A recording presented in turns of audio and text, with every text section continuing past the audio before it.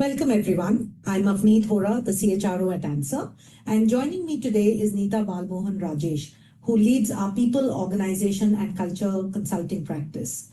Over the last several weeks, Neeta and her team have been working directly with our GCC clients on what is arguably the most significant employment law change in India in the last 75 years, the implementation of the four new labor codes.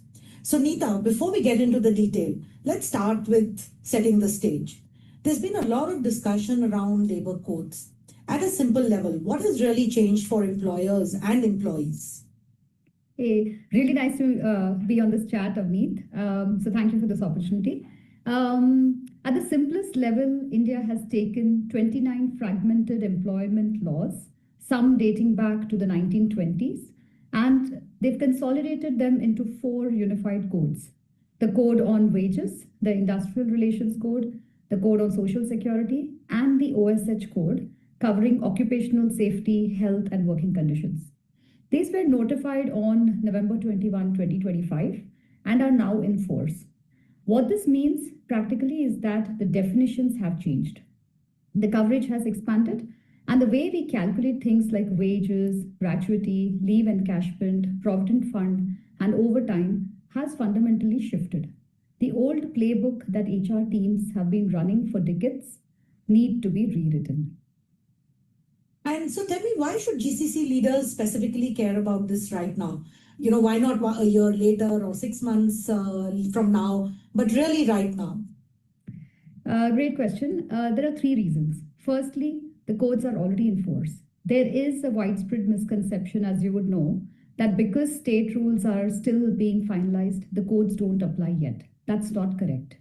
Okay. The substantive provisions, the wage definition, the gratuity calculation, the leave entitlement thresholds, all these are live from 21 November 2025. So for the organizations, the liability clock has already started that day. The second reason is that there is a substantial financial impact that needs to be budgeted. We have been working with our GCC clients, and depending on the current compensation structure, employers are looking at an increase in operating costs per employee because of higher provident fund contributions, higher gratuity liability, and the changes to leave encashment calculations. For a 500-person GCC, that's not a rounding error. It's a budget line item that needs to be explained to the headquarters. Lastly, and this is often overlooked, the definition of employer has expanded. It now explicitly includes managers and managing directors, especially.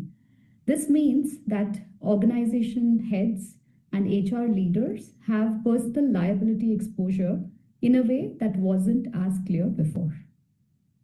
And that's a significant change. So let me pick up a point about misconceptions, because I think it's really important. What are the biggest misconceptions you're seeing when you talk about the labor codes and how it's getting implemented in the industry today? Mm-hmm. There are three misconceptions that we have been running into over the last 7 weeks that we have been working with our clients.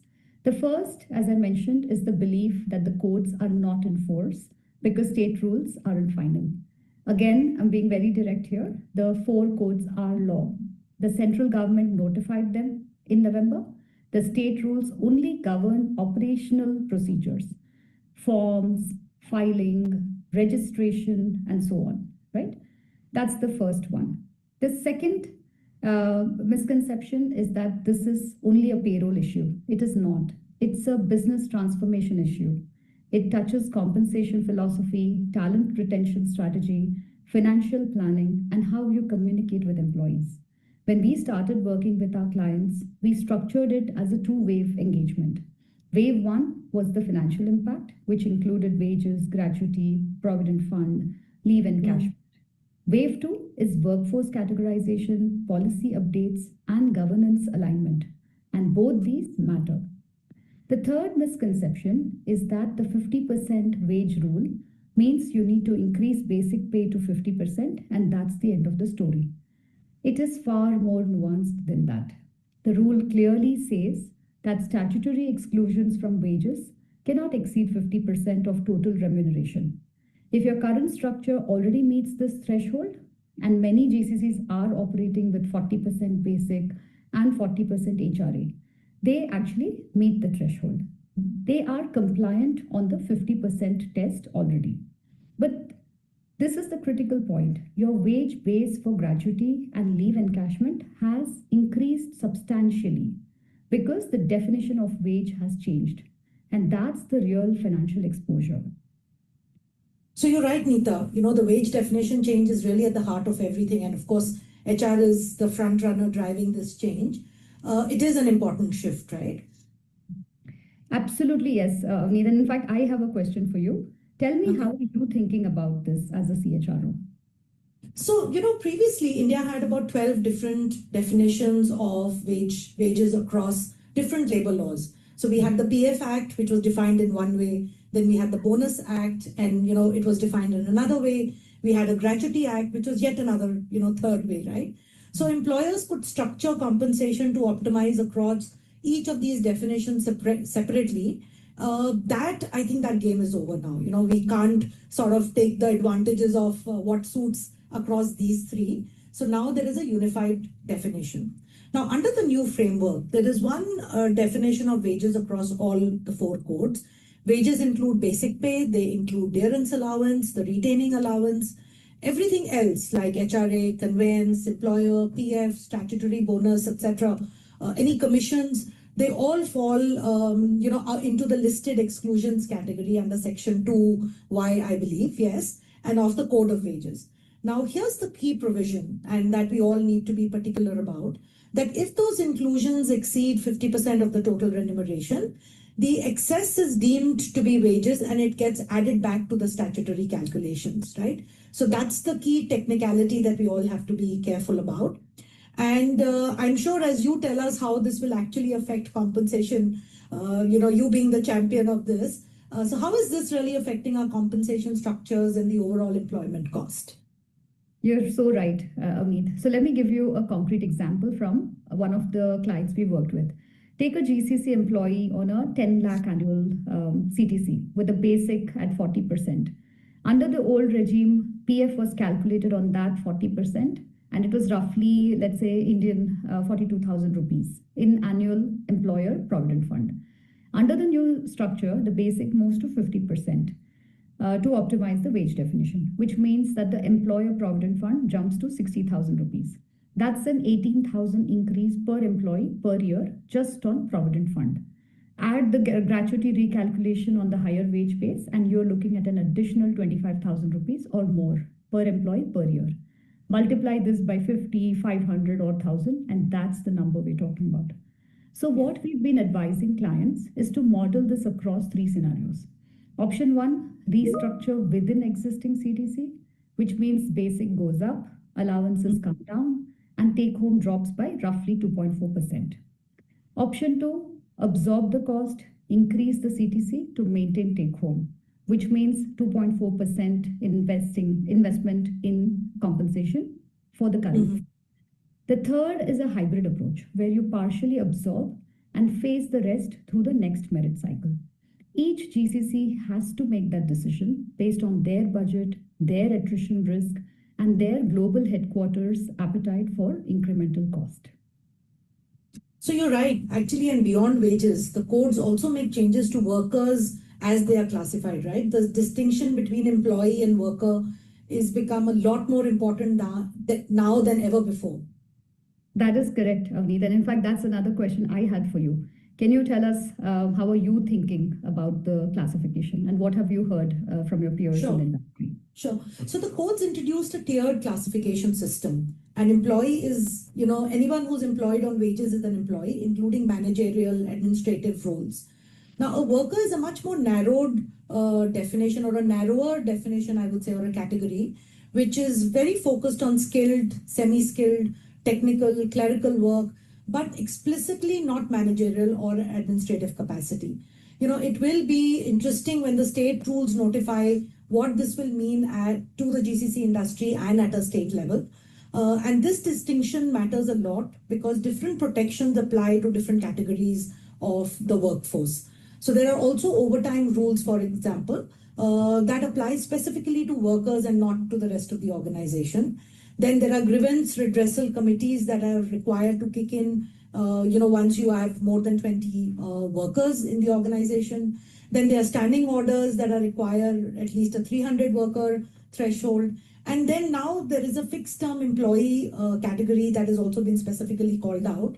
And that has, certain specific parity requirements with permanent employees, more specific to their, benefits that they get and their retirals, etc.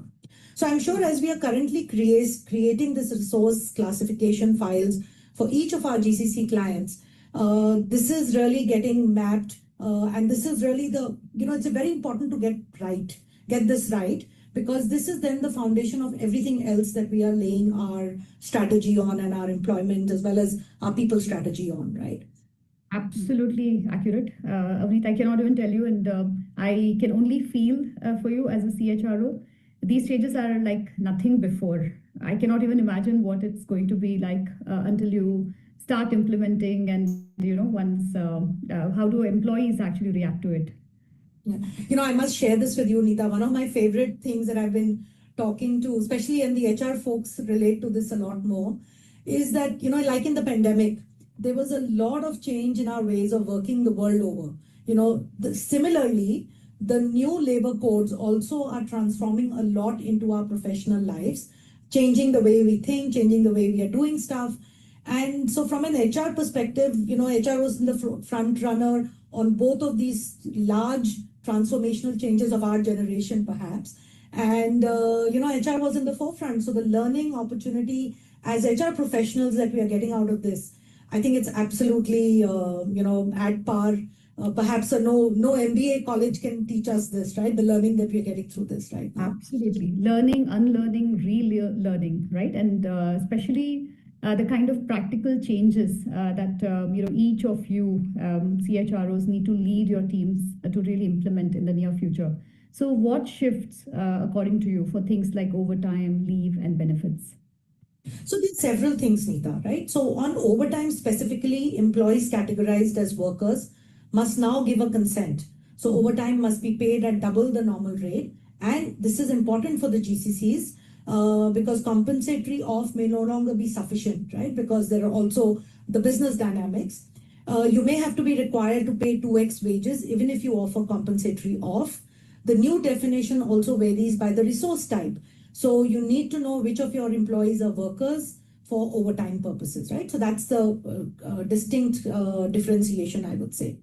Then on leave, the threshold for annual leave entitlement has come down to 180 days from 240 days under many old state labor laws, right? And this means that more employees qualified for earned leave earlier.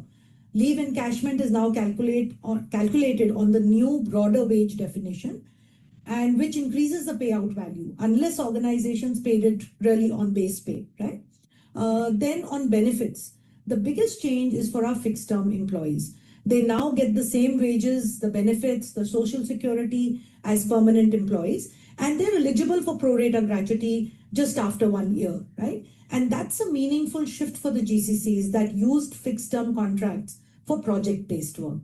Now, and of course, the 2-day full and final settlement requirement, and we've still not figured out our the entire process around it. We're still working through that, but that's very, very critical. And most GCCs currently take 30 to 45 days.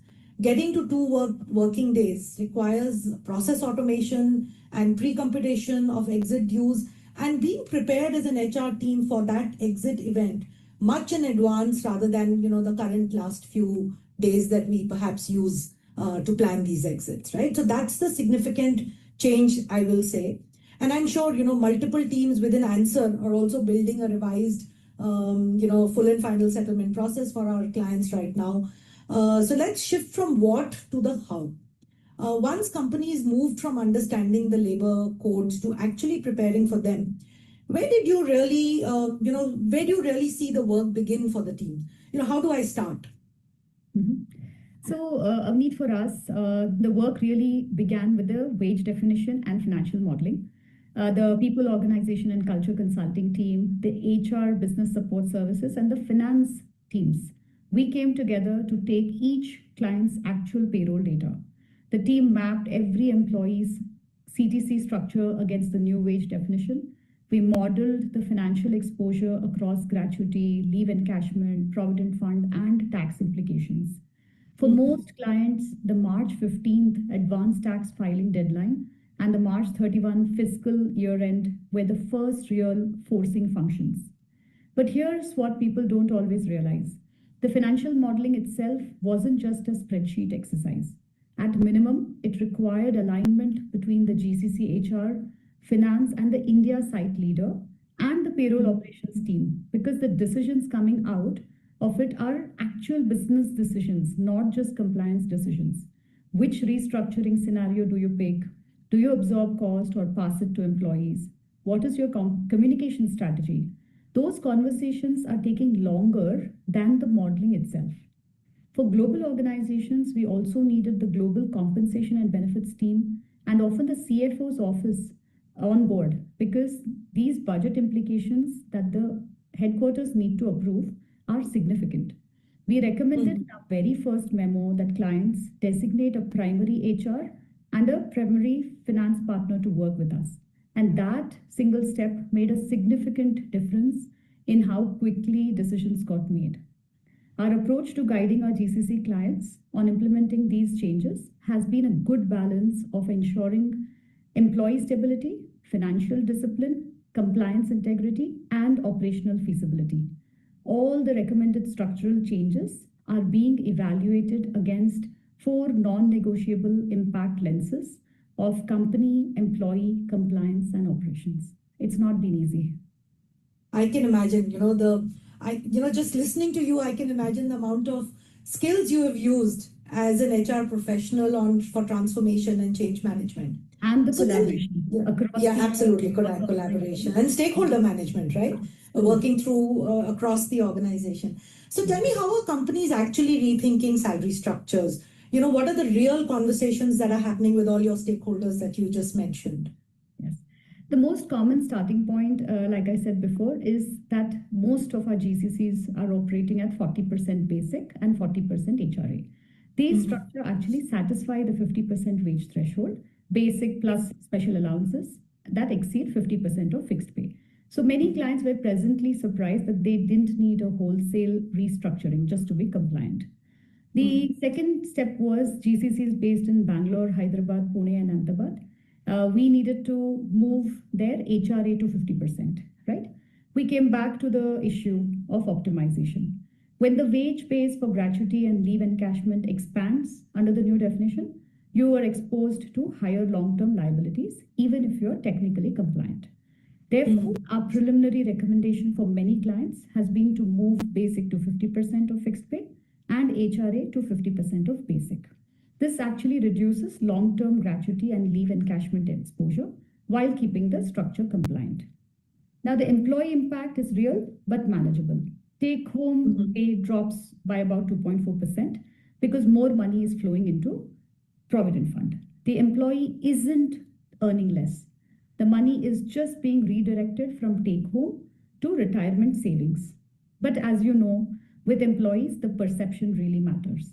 Therefore, we've been advising our clients to frame it as your total compensation is unchanged, which is the truth. The structure is being readjusted to comply with new regulations, which increases your long-term retirement savings. Yeah, and that I can imagine it would have been a little bit of a tough conversation, right? So tell me about what are the different decision options that we have. And not every company, I'm sure, has been approaching it in the same way. They've not. So we've been structuring 3 options for our clients. Option 1 was gross up. The company provides an additional increase to offset the take-home reduction. The employee is made whole and the organization absorbs a marginal additional cost. Option 2, no adjustment. The company restructures, take-home drops. The employee's total CTC is exactly the same, with more going to the Provident Fund. Option 3, which most clients are leaning towards, is a hybrid approach that combines the structural adjustment with a partial salary increase, or often timed with the annual merit cycle to soften the perceived impact. So what are the common challenges that companies are running into? I think think not just for our clients, they've been far more proactive. But what I hear in the industry is one of decision latency. The financial analysis is done, scenarios are modeled, but getting the written confirmation from the headquarters or the leadership often involves a lot of time. But we've been very clear in our advisories. A decision is only confirmed upon written acceptance. Verbal alignment is treated as decision pending. That's because execution involves payroll configuration, appointment letter updates, HRMS changes, and employee communication, all of which have lead times. The second challenge that we foresee is systems readiness. Can your payroll systems compute wages under the new definition? Can it process full and final settlement in 2 working days? Can it handle pro rata gratuity for fixed term employees? Most legacy payroll setups weren't ever built for this. We have been pressure testing every GCC payroll vendor against these new requirements. The third challenge is the state level unevenness. For instance, Karnataka has been moving faster. They republished all 4 draft state rules in January 2026, aligned to the new notification. Whereas Telangana's drafts date from 2021-2022 and haven't yet been updated. So if you are an organization like ours with employees in both these cities, you can't assume one playbook that works for both. And that's the complexity.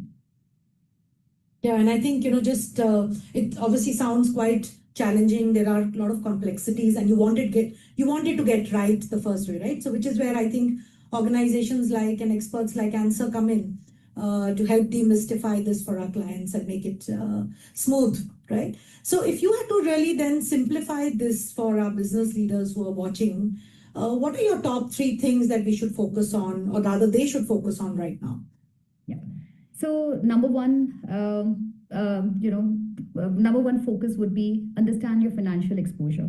Run the payroll impact model. Know what the 50% wage rule means for your specific CTC structures, not in theory, but in actual rupees, actual dollars per employee. Get that number to your CFO and your headquarters. Build it into the FY27 budget, if not already done. Number 2, make the compensation restructuring decision. Don't let it drift. The longer you wait, the more compressed your execution window becomes. Payroll changes need lead time, typically 4 weeks minimum. If you're targeting May payroll, the decision needs to be locked in by early April. Number 3, start wave 2 preparation. While the wage definition was the urgent financial issue, there are structural compliance requirements coming. Appointment letters, overtime policies, full and final settlement processes, grievance committees, workforce classification mapping, the list goes on. These aren't optional, and they need cross-functional coordination. So don't wait for the state rules to start thinking about them.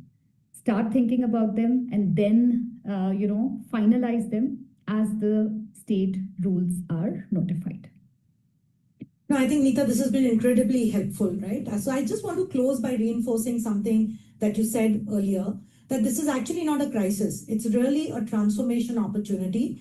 The companies that treat it as an opportunity, to modernize their workforce practices, optimize their cost structures, and really strengthen their compliance posture will really come out ahead. The companies that treat it like a box ticking exercise will, of course, end up being reactionary, and they'll always be doing the catch up. One other important point that I would like to bring is that this is not just an HR team action and only for them to be aware of and action on. This is a cross-functional initiative. This as leaders, this is the most critical part of managing our workforce. What matters to them? How does the law apply to this? So I think even if you're a business leader in any domain within the organization, please read up about it. Please, of course, listen to this. I'm sure this is very helpful. But awareness is awareness, and getting the information from the right sources and channels is extremely important. There's a lot of messaging out there in the industry, but really identifying the right source is important. So thank you everyone who joined us today. If you're a GCC leader and looking for support on the labor code implementation, do reach out to us at Answer. As you can see, we've done it for many of our existing clients and happy to extend this across. And we've been in the weeds of this since day one. So Neeta, again, thank you so much for your time. It was a pleasure talking to you. Absolutely, Avneet. It's a pleasure indeed. And like we've, communicated to our GCC leaders, if you haven't already confirmed your restructuring scenario in writing, do it this week. The execution phase is already on. So that's one message. And the last message I do want to leave with is the compliance clock is already running. Good luck to each one of you implementing the labor codes successfully. Thank you. Thank you. Bye.